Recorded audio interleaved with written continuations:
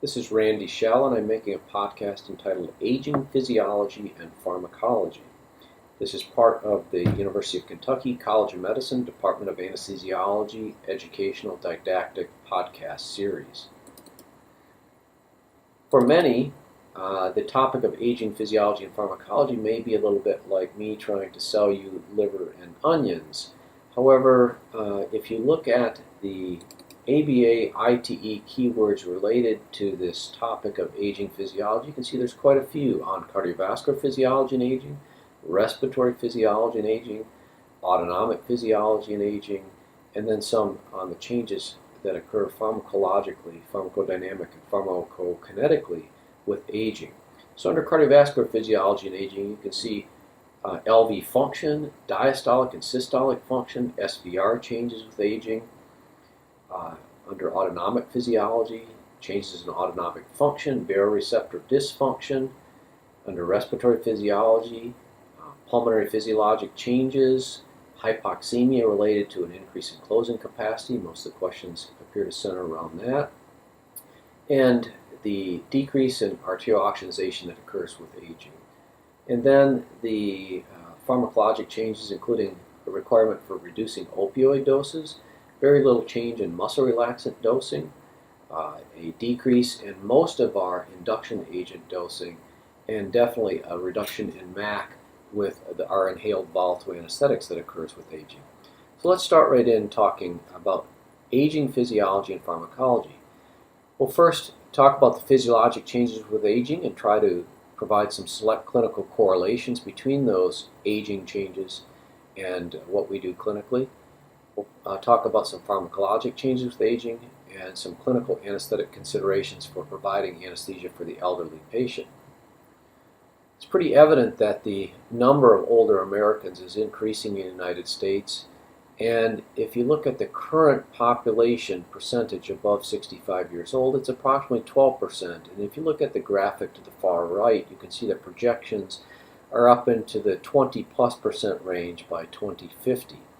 And if you look at the relative per capita health spending by age in the other graphic on the bottom left, you can see that as we age, more money is spent on healthcare costs.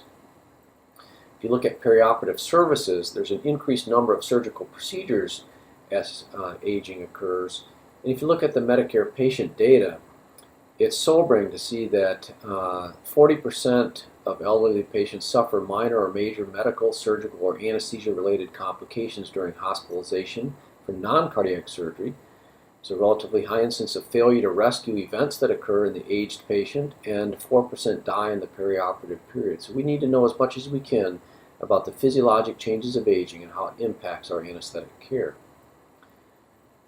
The first thing to think about is the declines in physical status that occur with aging. Is it chronologic or biologic? In other words, is it just how many years old you are, or is it your biologic age? We all know 80-year-olds that have the biologic age of a 40-year-old and chronologically aged 40-year-olds that have the body of an 80-year-old. Lifestyle habits, diet, psychosocial factors all impact the age-related physiologic decline that we see in most of our organs, and the lack of functional reserve that is present so that when those organs are stressed, they cannot increase their function. So there's little correlation between true chronologic age and biologic age, and we need to consider each organ system and how it's functioning in each patient. If we look at organ function on the y-axis, 0 to 100%, and age on the x-axis, you can see that organ function is maximal over a wide time that we are aging, but then it starts to fall off. And as that organ function falls off, you can still see it significantly above the basal rate, and there's still a good functional reserve, but at some point that functional reserve gets less and less, and when you stress that elderly patient, they may not be able to crank up the heart rate, the cardiac output, the stroke volume, the minute ventilation, etc., to meet some of the stresses that may occur in the perioperative period. Age and anesthetic risk. Advanced age is consistent risk for morbidity and mortality associated with anesthesia. And we all know that chronic diseases tend to increase as we age. Diabetes, hypertension, COPD, etc. And that there is increased risk of surgery when there's lots of coexisting diseases. ASA physical status is one thing that we try to utilize to identify coexisting diseases. But there's no evidence that age by itself increases perioperative risk in the absence of comorbid conditions. So it's those coexisting diseases that we need to identify and optimize in the patients coming to us, including the elderly. If we look at percent change associated with age on the y-axis and age on the x-axis and showing many different physiologic changes, you can see our basal metabolic rate decreases, our maximal heart rate decreases. In fact, 220 minus your age is approximately your maximal heart rate, which I discovered years ago riding my spin bike and realizing I can no longer get my heart rate up over 200. In fact, my maximal heart rate now is approximately 170. Our muscle strength goes down, our bone mass goes down, our maximal cardiac output goes down, although our baseline stays the same. There's very little change in ejection fraction or cardiac output at baseline in a healthy patient, but the ability to maximally crank up our cardiac output to meet stresses. Can't do it as much as we age. Same thing with our vital capacity and our oxygen use by our body. Our blood pressure tends to go up, systolic especially, and isolated systolic hypertension of the elderly is not uncommon, and our heart weight goes up. So let's start with cardiovascular changes with aging. It's important to separate out the cardiovascular effects of aging in and of itself versus common coexisting cardiovascular diseases like atherosclerosis, hypertension, diabetes, atrial fibrillation, aortic sclerosis, etc. And there is an increased prevalence of cardiovascular disease with age. The major changes, however, can be these four here. The first is there's a decreased response to beta receptor stimulation. So if you give a beta receptor agonist to an elderly patient, you don't expect to get the same response of, for example, increase in cardiac output to the same dose. The myocardium gets stiff, so diastolic dysfunction, the veins get stiff, and the arteries especially get stiff with the vascular resistance going up, the afterload going up, and systolic hypertension frequently occurring. The autonomic nervous system responds with increasing norepinephrine levels circulating in an elderly patient, and actually heart rate, resting heart rate that is, tends to decrease, and maximal heart rate definitely decreases with time. And there are some conduction changes in the heart itself. So graphically, if we look at this, our VO2 max, our ability to use oxygen goes down. Cardiac output at baseline tends to be normal, but as you stress the patient and increase demands, they cannot meet the same increase in cardiac output that a younger person could. Heart tends to get a little bigger with increase in cardiothoracic ratio on X-ray. Maximal heart rate goes down, resting heart rate tends to go down, systolic blood pressure goes up, the heart tends to get a little thick from the increased afterload, and oftentimes the heart is not or does not have the ability to relax like it has in the past, i.e. diastolic dysfunction. Left atrial pressures may go up, and atrial fibrillation commonly occurs in the elderly. Let's focus in on cardiovascular changes related to the beta receptors. Up at the top graphic shows norepinephrine fitting into a beta 1 or beta 2 receptor, and chronotropy or heart rate, dromotropy being conduction, inotropy being contraction basically, and lusotropy being relaxation.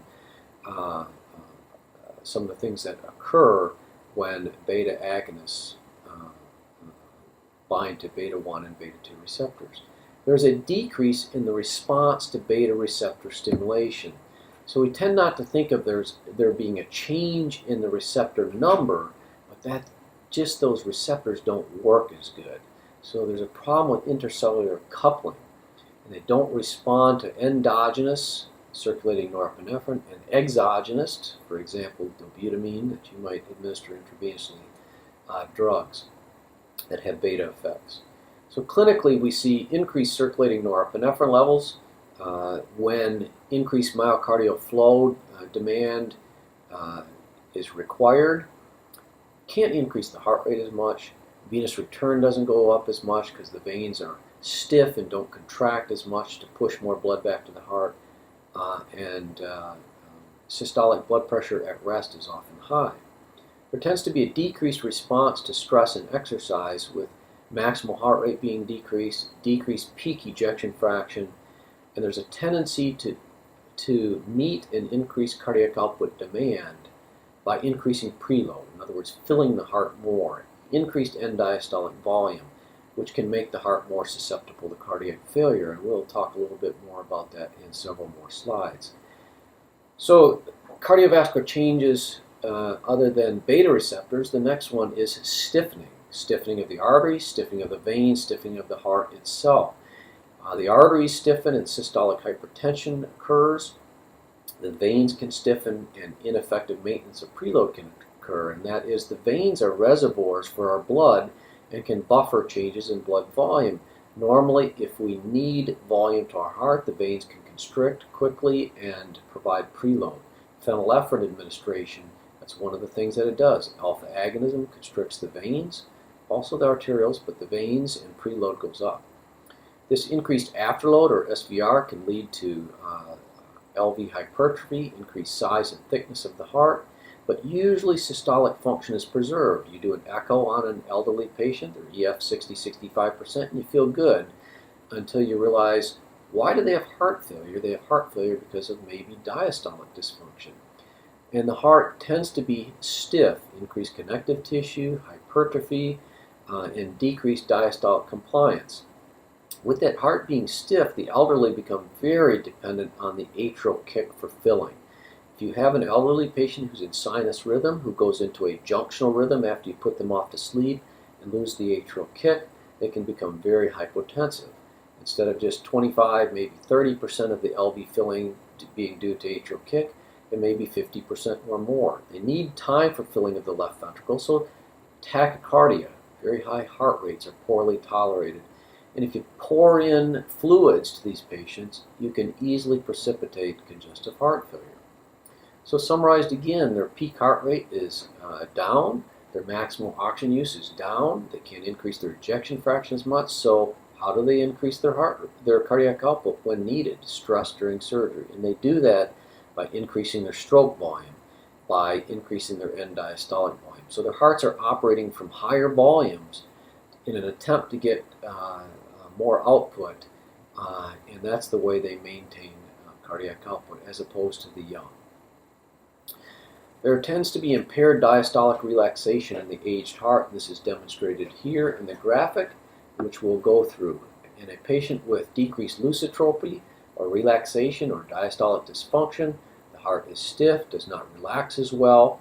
The pressure in the heart during diastole goes up. As LV-EDP goes up, diastolic pressure in the heart, that's transmitted back through the open mitral valve to the left atrium and into the pulmonary vasculature.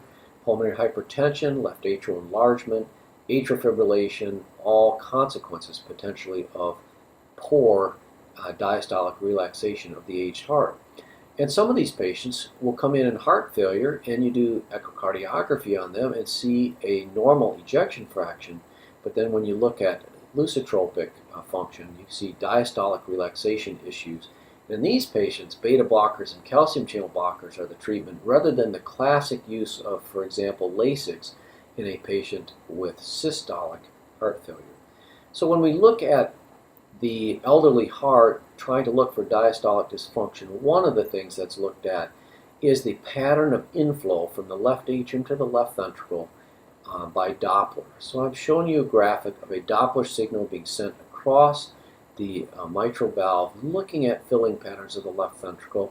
E represents the passive filling that occurs of the left ventricle when the mitral valve opens, followed by diastasis, followed by the atrial kick in the patient with sinus rhythm, and usually the E wave velocity is higher than the A wave velocity. And in this case, as you age, there can be a reversal of this, and this may be an indicator of diastolic dysfunction. That is a simplistic explanation of using echocardiography to diagnose diastolic dysfunction. In the autonomic nervous system, there are age-related changes also that can be superimposed on cardiovascular disease. Cardiac output It tends to be preserved, as mentioned previously, but it's limited in its ability to crank up and produce high cardiac outputs when stressed. In the autonomic nervous system, there tends to be a decrease in resting parasympathetic tone and an increase in resting sympathetic tone, with circulating norepinephrine levels going up. And as previously mentioned, beta-adrenergic receptor responsiveness is decreased, but the number itself does not change per se. Baroreceptors don't work as well, and you probably have seen an elderly patient get up from bed or get up from a sitting position, and they do it very slowly because if they get up rapidly, they can't increase their heart rate, constrict their blood vessels like you can, and compensate for the decrease in blood pressure that can occur and the decrease in volume in your heart as you stand up quickly. There tends to be no change in alpha-adrenergic or muscarinic receptor activity. These autonomic changes lead to a decreased response to perioperative stress and an impaired protective reflexes when a patient becomes hypotensive in the perioperative period. So, looking at the autonomic nervous system first at the top left, end organ responsiveness is decreased, norepinephrine levels are going up, beta-agonist actions reduced, so the chronotropic cardiac contraction and vascular relaxation response to beta-receptor agonism is reduced. And on the far right, the threshold for activation afferent input is increased. It takes more so that they are baroreceptor less responsive, so they're not going to vasoconstrict as much to cold. They're not going to have as many beat-to-beat heart rate changes that are normal. We want heart rate variability, for example, with thoracic pressure and volume changes. And so there can be wider swings in hemodynamics, less effective, that elderly patient in maintaining constant organ perfusion during surgery, and you're going to have more intraoperative and postoperative hypothermia. The conduction system of itself, of the heart, also can have changes. The pacemaker cells tend to decrease in the SA node. Sick sinus syndrome is not that uncommon. There can be problems with AV nodal conduction, first and second degree heart block, and there can be conduction bundles infiltrated with fibrous and fatty tissue, leading to something, for example, like right bundle branch block. We previously mentioned AFib as being not that uncommon in elderly patients and an enlarged left atrium, and their left ventricle can also get big. If you see left bundle branch block, though, in a patient, you should not consider that a normal aging finding. Look for evidence of coronary disease, for example. So anesthetic implications, let's put it into context. Identify concomitant cardiovascular diseases in your patient preoperative. Do they have coronary disease? Do they have aortic stenosis? Versus just normal aging changes. 30% of aged patients have an abnormal, that is, 70% have a normal preoperative electrocardiogram. They can have dysrhythmias and conduction abnormalities. Right bundle branch is one that we pointed out. They can have a potentially delayed induction with IV and rapid induction with inhaled agents if their cardiac output is low. Their cardiac reserve is decreased, so they're not going to ramp it up when needed. And they use the Frank-Starling mechanism, increased end diastolic volume, bigger left ventricular volume, when an increase in cardiac output is needed, as opposed to you and I potentially can go up on our heart rate and stroke volume. They use mainly end diastolic volume changes. The compensatory response to low blood pressure, or for example isovolemic hemodilution, their hemoglobin is 7 but their volume is euvolemic, they cannot compensate as much as you or I can, and you may have transfusion triggers higher in those patients. And elderly tend to act like they're beta block, with resting heart rates that are lower and maximal heart rates that are not as high. Isolated systolic hypertension tends to be present. Not uncommon to have an elderly patient with a blood pressure of 160 over 85, for example, and they're not going to respond to catecholamines like a non-aged patient. Let's switch gears now and talk about some respiratory changes with aging. The elderly lung tends to act like a balloon that's lost its ability to collapse back on itself. So a loss in lung elastic recoil, the lung actually becomes more compliant, almost like a COPD type lung as you get really, really old. The ability to oxygen diffuse is reduced to some extent, and closing capacity increases with aging. It was one of the major reasons why as closing capacity goes higher and higher and gets closer and closer to FRC and actually crosses FRC at 65 years old in the standing position, you can see why there can be VQ mismatch where the small airways are closing even at FRC levels. VQ mismatch occurs, AA gradient becomes wider, and P little AO2 goes down as we age, so that an 80-year-old may have a PO2 in the 70s, quotes, normally. And the residual volume tends to go up with small airway closure and gas trapping, again, like that COPD patient who has an increased residual volume. Their flow rates may also go down. So if we look at this graphically, this closing volume versus residual volume versus FRC concept, you can see that the closing volume is going up with aging, crossing FRC at about age 65 in a standing position, even in a sitting position, that is. And what this means is that the small airways are closing off, gas is not being exchanged maximally, you're having VQ mismatch, and it contributes to the low PaO2, or the decrease in PaO2 that occurs as we age. You can see gas trapping as the residual volume is going up, residual volume being the gas that's trapped in the lung at the end of a forced exhalation. Remember, FRC is the gas that is present in the lung at the end of a normal tidal volume breath. So, in summary here, closing volume goes up, FRC may go up a little bit, but they are crossing at age 65, and there's an increase in residual volume. So there's changes in the lung itself, the ventilatory control, the bellows, the conducting airways, and the airway reflexes. In the lung itself, we said it becomes more compliant and less elastic. It doesn't want to collapse on itself. Emphysema-like changes. There's VQ mismatch as the closing capacity goes up, and there's VQ mismatch with decreased PaO2. There's also a decreased responsiveness to increasing CO2 levels or decreasing PO2 levels, so that the elderly patient will not hyperventilate to the same extent to induced hypercarbia or induced hypoxia like a younger patient. The chest wall compliance is poor as arthritis occurs and cartilaginous changes make it stiffer, and the muscles are not as strong, so the bellows, the respiratory bellows, don't work as well. In the conducting airways, there are minimal changes in the conducting airways, and the airway reflexes themselves may decrease. And the way you may see that is in a elderly patient who you put to sleep and do laryngoscopy and actually see food back in the throat sitting around the glottic opening. You say, how can they have that there for as long as they've had it there? They've been NPO for 8 hours. Their airway reflexes aren't quite as good. Continuing on with the respiratory system, pointing out again that they have an impaired ventilatory response to hypoxia and hypercapnia.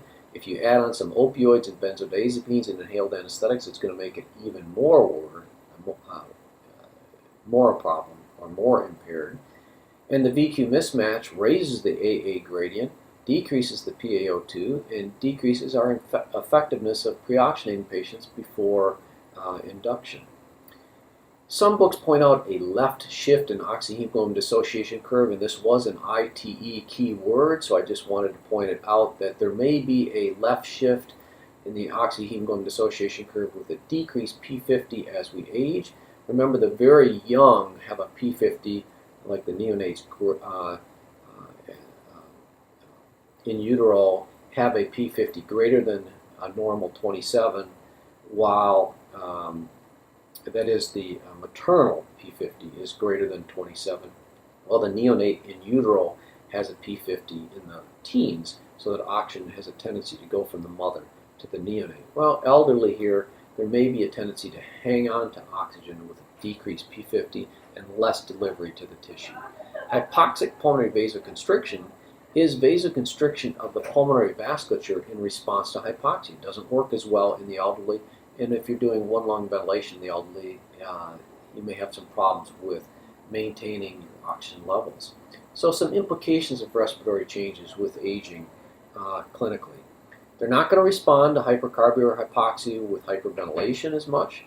The respiratory depressant effects of our opioids and benzodiazepines can be very great. So even small doses of midazolam, small doses of fentanyl can get you into respiratory issues. Their maximum expiratory flow rates can be decreased. They're not going to cough as well. Atelectasis is worse, and pneumonia can increase in the postoperative period. You expect the P-LaO2 to be decreased preoperatively from that closing capacity FRC issue and VQ mismatch, and they may require more oxygen supplemental in the recovery room, and we're going to expect some VQ mismatching that worsens when we go supine and put them to sleep and provide positive pressure ventilation.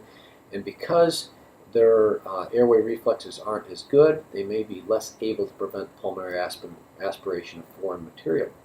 Well, what about the brain in the elderly patient?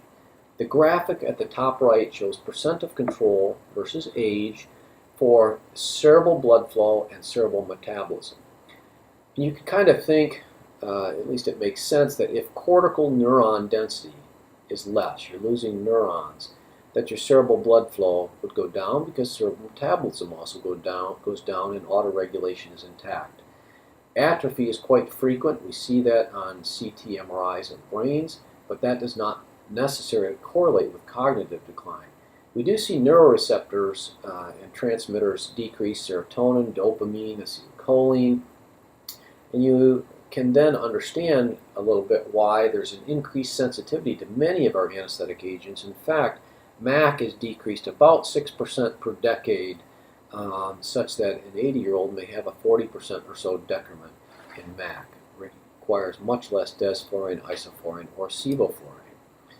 There are problems postoperatively in the central nervous system. One is postoperative cognitive dysfunction, or POCD, which is a persistent deterioration in mental performance, diagnosed with neurocognitive tests. Advanced age is the #1 predictor of postoperative cognitive dysfunction. There's been a lot of study around cardiac surgery and postoperative cognitive dysfunction. If you have long operations in the elderly who have infections or some complications postoperatively, this is a real worrisome issue. Postoperative delirium is a transient issue, fluctuating disturbance of consciousness. You make a clinical diagnosis rather than a cognitive test diagnosis of delirium. It's often on postoperative day 1 through 3 in these elderly patients, and often presents as agitation and sundowning in the nighttime.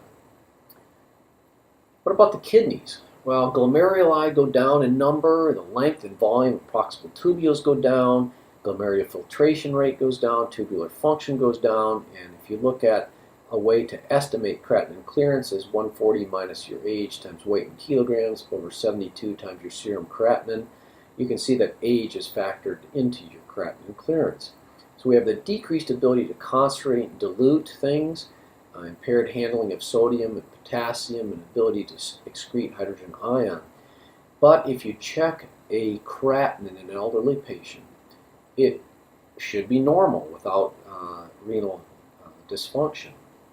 If an elderly lady, for example, has a creatinine of 1, 1.1, 1.2, you better worry because their muscle mass goes down as they age, and that may be a very abnormal creatinine for the amount of muscle mass they have. So be careful in the elderly interpreting creatinine levels that you would normally say to a young person, oh, that's probably normal. 1, 1.1, 1.2, it is normal in a young person. Maybe a patient with a very low GFR if they're elderly. In the liver, hepatic blood flow and liver size tend to go down. We don't produce as much albumin. The ability to oxidize drugs, which is phase 1 metabolism. Remember, phase 2 metabolism tends to be things like adding a molecule of a sugar to that to make it charged and the ability to be excreted. So drugs with high hepatic extraction ratios may increase in their serum concentration. We may not be able to get rid of them. And the may be a change in free fraction of protein-bound drugs if we don't have as much albumin around. But there's little change in standard liver function tests if you just measure those in an elderly patient. So their PT, INR should be normal unless they're on medications or have very severe liver disease. Thermoregulation and aging. There's greater variability in core temperature. Remember, the autonomic nervous system is not working as well. The ability to vasoconstrict is not as good. So in the perioperative period, if they cannot vasoconstrict in response to cold as a normal patient would, there's a risk for hypothermia. And there's also a risk for hyperthermia because they don't sweat as well, and their threshold for sweating is actually increased. So you can see how problems with cold mainly, but also potentially problems with hyperthermia can occur in the perioperative period. Some factors responsible for this thermal stress responses, which are attenuated in the elderly. From Pharm and Phys and Anesthetic Practice, 4th edition, you can see that the reduced sweat gland output, reduced ability to increase cutaneous blood flow and get rid of heat, reduced ability to crank up the cardiac output and give blood flow to the periphery, and there's a loss of muscle mass and reduced ability for cutaneous vasoconstriction in response to cold stress. Lastly, let's finish up with some pharmacologic changes with aging. Our bodies change as we get older in that we lose muscle mass, body fat goes up, and total body water goes down. So if you have an increase in fat and less water, you can see how the volume and distribution of drugs can be changed. Fatty drugs, more fat to go to. Drugs that go to the water space of our body, there's less water space. There's potential alterations in the ability of our liver to chew up drugs. Remember, oxidative metabolism changes, and the ability of our kidneys to get rid of those drugs. Elderly patients tend to be more sensitive to anesthetic agents. That's a pharmacodynamic effect. And they may have pharmacokinetic changes because their liver and kidneys not working as well. One interesting one is that when you give propofol to an elderly patient very rapidly, remember that propofol vasodilates and blocks baroreceptor response. In the elderly patient, they may get very hypotensive if propofol is given rapidly and in large doses because their baroreceptors are already not working very well and they can't vasoconstrict as well. This graphic shows what happens to the fractional composition of our bodies as we age, showing that both men and women, water content goes down and fat goes up, so that we can have changes in serum protein and how much of certain drugs are bound to proteins, we have a reservoir for lipids to go into, and that our total body water is down so that water-soluble drugs such as muscle relaxants have a lower volume of distribution. However, I don't want you to take home the message that there's large changes in muscle relaxant dosing unless there's pharmacokinetic changes, i.e. kidney or hepatic dysfunction. So let's look at the difference between pharmacodynamic versus pharmacokinetic changes in the elderly. The target organ being the brain, increased cerebral sensitivity to propofol and opioids, and benzodiazepines like midazolam, and our volatile agents with MAC reductions. Yes, they are more sensitive to those drugs.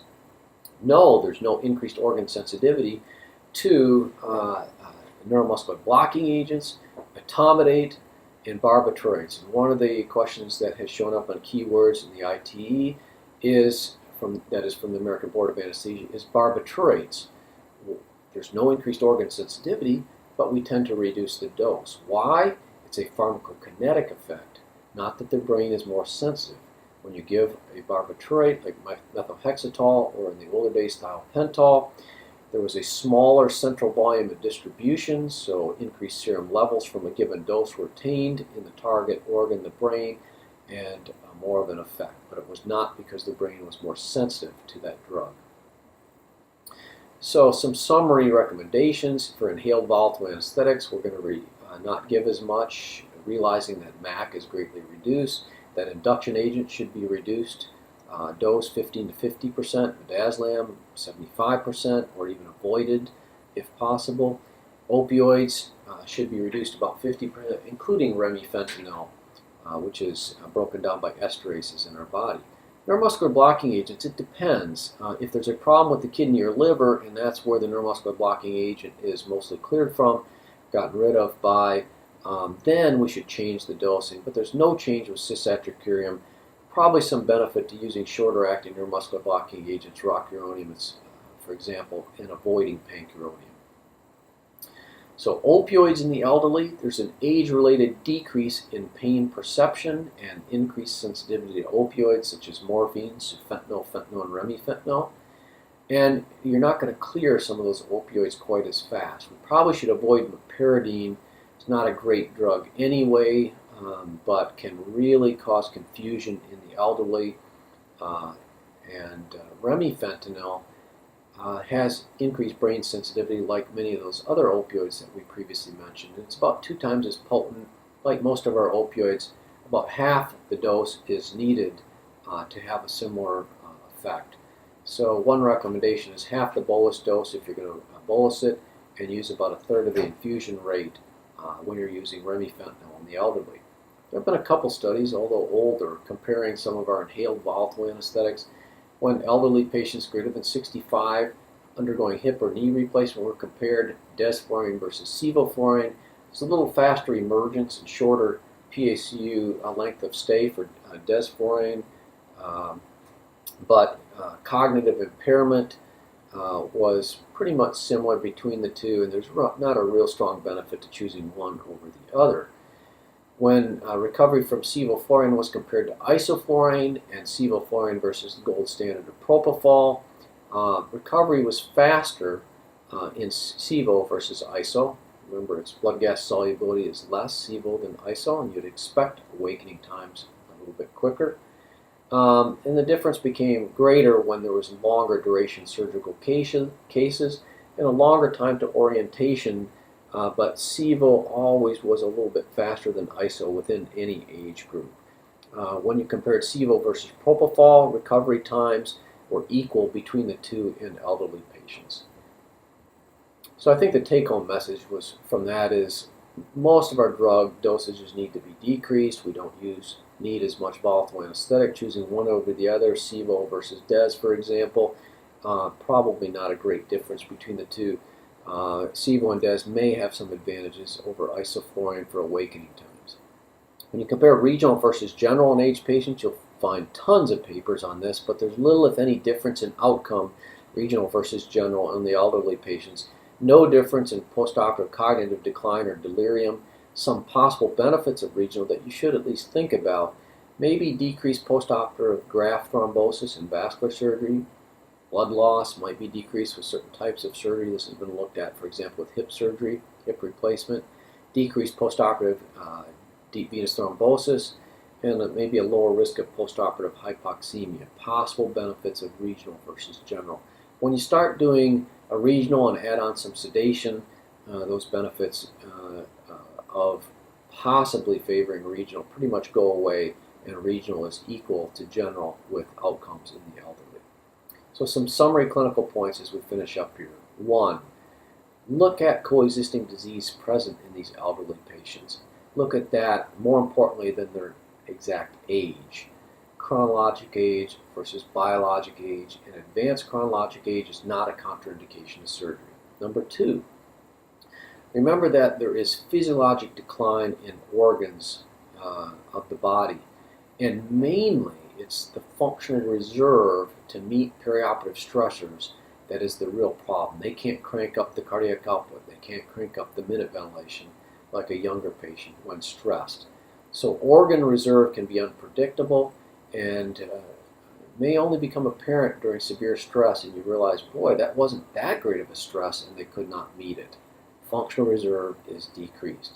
There's going to be big inter-individual variability in the aged patient, and most of our drugs we should reduce the dose and increase the interval of dosing, more time in between. There's very little difference in outcome between general versus regional, and you can expect blood pressure lability in the elderly versus the young. Their sympathetic nervous system is increased, norepinephrine levels are up, there's greater swings in systemic vascular resistance, their baroreceptors and baroreflexes aren't as active, they can't increase their heart rate as much when they need to, the myocardium is often stiff and preload dependent with diastolic dysfunction. They may have some difficulty in the airway too, because their neck extension could be reduced, their mouth opening reduced, loss of protective reflexes, passive aspiration are risk, and some diseases like diabetes and rheumatoid arthritis can directly impact airway management. Number 8, when you're thinking about fluids, realize that excessive volume administrations is not going to be well tolerated in the elderly. Their veins are stiff. There's going to be exaggerated increase in CVP for the volume that you give. The myocardium is stiff, and it's not going to be able to relax and accept the volume as well. It's diastolic dysfunction. And there's a perioperative risk of AFib. The left atrium is already often enlarged. You enlarge it a little more by giving a bunch of fluid, and AFib can occur. Avoid some drugs like scopolamine. That's going to really scramble up the brains of an elderly patient. And so probably not a wise choice for antiemetic strategies in an elderly patient. Benadryl, Demerol. Avoid as many drugs as you can. Limit the amount of drugs that you're given. Avoid polypharmacy. There's no particular transfusion triggers, but realize that the need for transfusion is individualized in that 7 to 10 hemoglobin range for someone who's young. Of course, we can let the hemoglobin go down a little bit lower. Older, with decreased delivery of tissue to the delivery of oxygen, that is, to the tissues, and ability to increase cardiac output, the trigger may be a little bit higher for transfusing an elderly patient. There's some postoperative unique problems. A postoperative cognitive decline and delirium, hypoxemia and hypocarbia may be higher because of their inability to respond as much to hypoxemia and hypocarbia and the changes in closing capacity, for example. And we need to keep meticulous attention to detail to avoid minor complications, which in an elderly can rapidly escalate into a major adverse event. So in summary, when someone asks you what's the difference between elderly patients and young patients with anesthetic management, just remember that any anesthetic method or combination of anesthetics and methods that's serviceable and good at all is serviceable and good for old people in general. But the main difference is that these people are tender, are quieted easily with sedatives, are anesthetized and relaxed easily, and overdose readily. That came from Ralph Knight way back in 1954, and most of that holds true today. Thank you, and I hope you have a wonderful day.